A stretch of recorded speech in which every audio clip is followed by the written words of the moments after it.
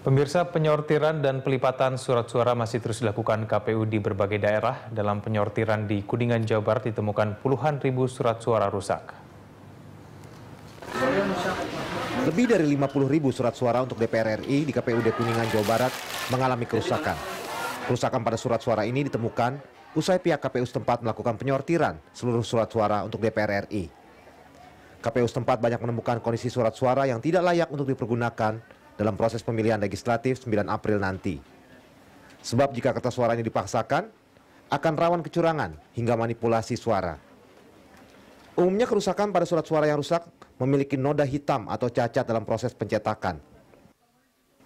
Noda-noda ini banyak ditemukan di dalam kolom nama partai politik hingga di dalam kolom nama calon anggota legislatif. Kita melalui pengawas di KPU Kuningan menyampaikan kepada seluruh masyarakat yang menjadi petugas sortir ini supaya langsung dipisahkan. Dipisahkan nanti kita ajukan ke KPU RI melalui provinsi untuk kita minta diganti. Setelah 2 hari pengerjaan pelipatan kertas suara yang dilakukan KPU, ditemukan 1.771 surat suara yang rusak. Surat suara yang rusak tersebut ditemukan sejumlah pekerja saat pelipatan surat suara DPD RI. Kerusakan surat suara tersebut bermacam-macam, mulai dari terkena noda, kertas yang sobek, dan juga cetakan yang tembus pandang. Selain rusak, permasalahan surat suara juga berkait dengan proses pelipatan dan pengamanan saat penyortiran. Proses pelipatan surat suara pemilu oleh KPU Kabupaten Jember melibatkan 350 pekerja harian dari masyarakat umum dengan mendapat pengawasan ekstra oleh pihak kepolisian.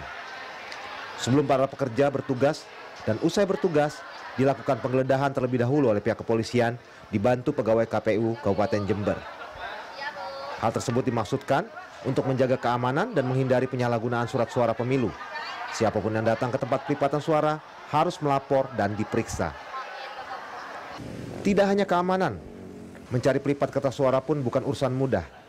Meski proses pelipatan surat suara sudah berjalan selama 2 hari, KPU Kota Denpasar masih kekurangan puluhan relawan.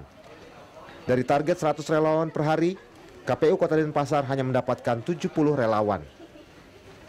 Jika tak segera mendapat relawan tambahan, proses pelipatan surat suara terancam molor dari waktu yang telah ditentukan, yaitu 17 hari. KPU di daerah harus bekerja ekstra keras, siang dan malam, untuk urusan logistik terutama surat suara. Kalau sampai di saat pencoblosan surat suara kurang, itu sama saja dengan menghalangi hak warga untuk memilih. Tim Liputan, Berita 1.